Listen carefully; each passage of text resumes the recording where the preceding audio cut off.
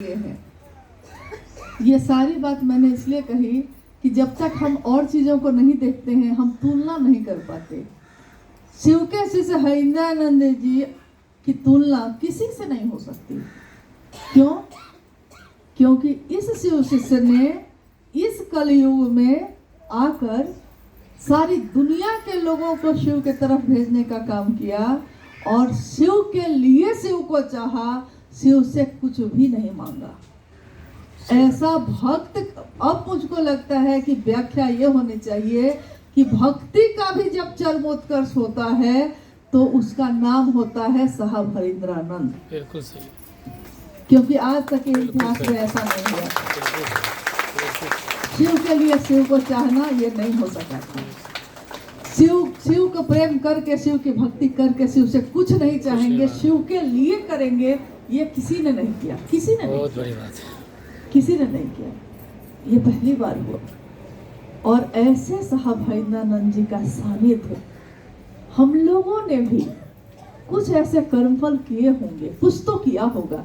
एक बार साहब से मैंने पूछा था कि कभी कभी ऐसा लगता है कि जैसे कभी आपसे जुदा थे ही नहीं हम लोग। बहुत साल पहले की बात है कि जब से आपको देखा, मतलब जब से आपको देखा है, सुना है, लगता है कि ये रिश्ता कितने सालों से था। मतलब नया लगता ही नहीं है, अनजान लगता ही नहीं है, लगता है कि ये रिश्ता कितना पुराना था। साहब ने कहा कि लाखों ऐसे शिव शिष्य धरती पे उतरे हैं, ऐसे साधु उतरे हैं, लाखों साधु उतरे हैं जो शिव के कार्य के निमित्त ही उतरे हैं। और ये जो हम लोग का रिश्ता है, जो लोग ये काम कर रहे हैं, ये हम लोग का रिश्ता एक जन्म का नहीं है। क्योंकि इस जीवन का जो है ना, ये जो जीवन है ये 60 साल, 70 साल, 80 साल का है। लेकिन एक जीवात्मा की यात्रा, जो हमारे अंदर जीवात्मा है, उसका जीवन हजारों साल का है। इस जीवात्मा ने कितने जन्म लिए होंगे और ये जन्मों जन्मों का साथ है। इसीलिए ऐसे ही दिल को नहीं लुभाता है कोई, तेरा मुझसे है पहले का नाता कोई, ऐसे ही दिल नहीं लुभाता है कोई। क्यों हम दीवाने हो गए साहब हरिंद्रानंद जी के? क्यों उनकी बात पे आंख मूंद के हमने विश्वास किया? क्योंकि आज तक तो जो कहता था, कोई कुछ कहता है, यहाँ तक कि बहुत अपना कहता है कि अपने बच्चे को उस कोचिंग में भेजना, मास्टर अच्छा है, लाख वो कहता है, फिर भी हम जाके पता करते हैं कि रिजल्ट उसका कैसा आ रहा है, ठीक आ रहा है कि नहीं आ रहा है, हम जाके पता करते हैं। लेकिन शिव शिष्य हरिंद्रानंद जी ने कहा कि खुद भी शिव शिष्य बनना और दूसरों को भी प्रेरित करना। हम सभी शिव शिष्यों ने आंख मूंद कर उनकी बात का विश्वास किया और जैसा उन्होंने कहा वैसा ही हम सब कर भी रहे हैं, चल भी रहे हैं और चलते रहेंगे भी। इससे पीछे कोई हटने वाला नहीं है। आज हम कहते हैं कि अगर कोई गिनना चाहे शिव के शिष्य कितने हैं, नहीं गिन सकेगा। क्यों नहीं गिन सकेगा? क्योंकि ये गिनती किसी दिन खत्म ही नहीं होगी। लाखों शिव शिष्य प्रति पल, प्रतिदिन भी नहीं, हर पल दुनिया के किसी भी कोने में, अभी भी जब हम बैठकर बात कर रहे हैं, शिव शिष्य बना रहे हैं। लगातार घोषणा पे घोषणा हो रही है, शिव के शिष्य बन रहे हैं। आप हम ही कहीं जाते हैं तो हम लोग प्रतिदिन ये काम करते हैं, किसी न किसी से बात करते हैं, उसको शिव की तरफ प्रेरित करते हैं। लाखों की संख्या से भी ज्यादा हो सकता है ये, और प्रति पल हो रहा है ये। तो क्या इसकी गणना कभी भी खत्म होगी? साहब ने कहा कि इंसान की गिनने की क्षमता एक दिन खत्म हो जाती है। जैसे हम कहते हैं 1, फिर कहते हैं 10, फिर 100, फिर 1000, 10,000, लाख, 10 लाख, करोड़, 10 करोड़, अरब, उसके आगे आगे महासंख तक जाते जाते गिनती खत्म। उन्होंने कहा कि इंसान की औकात से बाहर है गणना।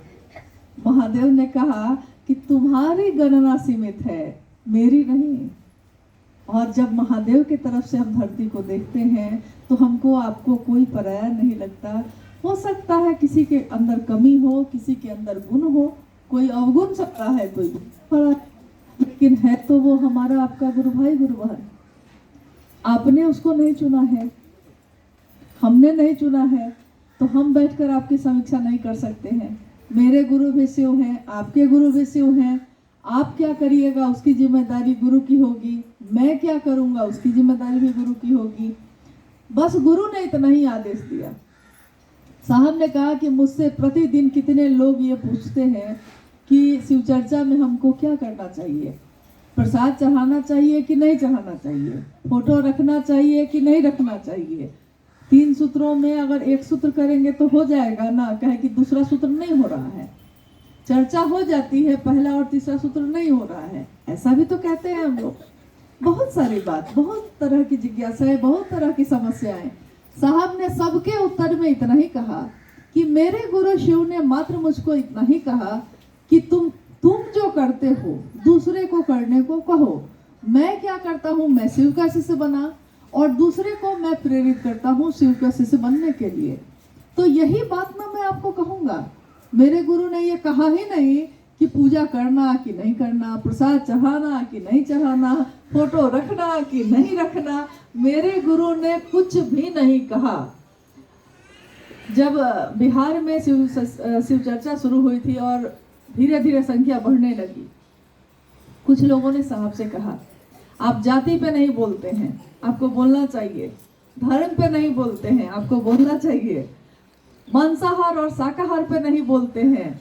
लोग हमसे प्रश्न करते हैं कि शिव को गुरु बना के हम मांस कैसे खाएंगे, आप इस पे नहीं बोलते हैं, आपको बोलना चाहिए।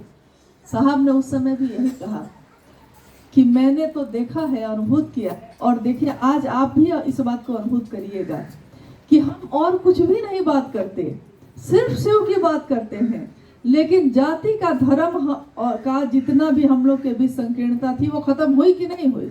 हुई। हम भूल गए हम किस जाति के हैं, हम भूल गए किस धर्म के हैं, हम भूल गए कि हम अमीर हैं कि गरीब हैं, हम भूल गए कि किस राज्य से आए हैं, किस जिले से आए हैं। सबके मन में इतना ही है, मेरे गुरु शिव हैं, मैं उनका शिष्य हूँ, मामला इतना ही है। साहब ने कहा जब एक ही दवा से सारी बीमारी ठीक हो सकती है तो अलग अलग बीमारी का इलाज क्या बताए। शिव को गुरु मान के अगर ये सारी संकीर्णता खत्म हो सकती है तो इससे सुंदर रास्ता कुछ भी नहीं है। ऐसा हुआ भी, हो रहा है, फल प्रतिफल हो रहा है और होता ही रहेगा।